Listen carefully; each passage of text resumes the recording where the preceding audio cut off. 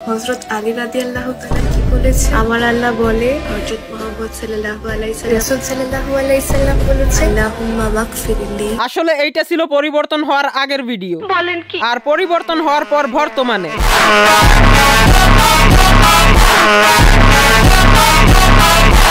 এদেরকে উর্দুতে কি বলে তা তো আমি জানি না, কিন্তু বাংলা ভাষায় এদেরকে আল্ট্রা বলা হয়। জানেন হযরত আলী রাদিয়াল্লাহু তাআলা কি বলেছে? যাই বলেছে, কিন্তু ক্যামেরার সামনে এগুলো করতে বলে নাই।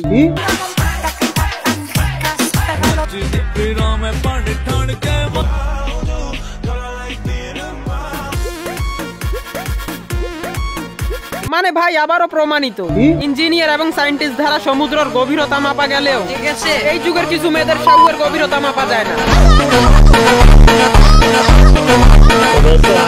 দেখেন, আজ থেকে কিছুদিন আগেও এই মেয়েটা ইসলাম সম্পর্কে সবাইকে জ্ঞান দিত, এন্ড ওর ভিডিও দেখে অনেকেরই চোখ থেকে পানি পড়তো, কিন্তু এখন ওর ভিডিও দেখার পর সবার নিচ থেকে পানি পড়ে।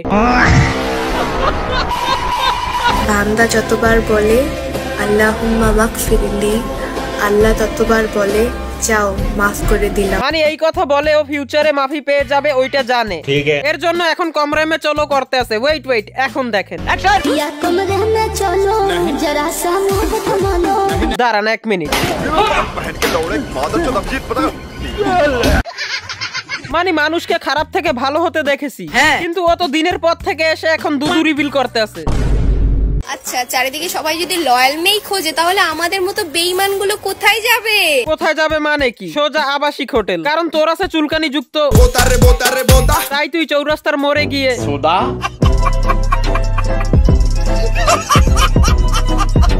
আমি আমার ফ্রেন্ড সার্কেল দেখে আমি কি বলবো ভাই, এখানে কিছু বলার নাই। আমি ট্রাই করছি, ওটা আমি পারি না, ব্যর্থ। তো এই জন্য আমি হিসাবটা ছেড়ে দিছি। দাঁড়ান, কি? তো এই জন্য আমি হিসাবটা ছেড়ে দিছি। মানে আর কোনো এক্সকিউজ পেল না। এই দিনী আপু ফ্রেন্ড সার্কেলদের জন্য হিজাব পরা ছেড়ে দিয়েছে। আর সব থেকে বড় অজুহাত, ওনার ফ্রেন্ড সার্কেলের মধ্যে আমিও আছি, এন্ড আমি ওনাকে বলছিলাম ক্যামেরার সামনে দুধু ফ্লেক্স করতে।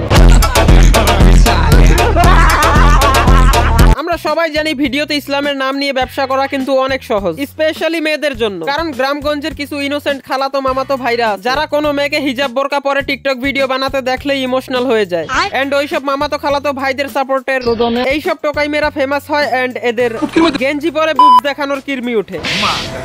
এই ধরনের মেয়েদেরকে আমি বলে দিই, সকালের ভিডিওতে ফুল পর্দা করে বিকালের ভিডিওতে নটি আমেরিকা হয়ে ইসলামের নাম ছোট করিয়েন না। আর যদিও এইগুলাই করেন, তাহলে আমাদের সামনে পড়িয়েন না, না হলে আপনাদের সাথে এইটাই হবে।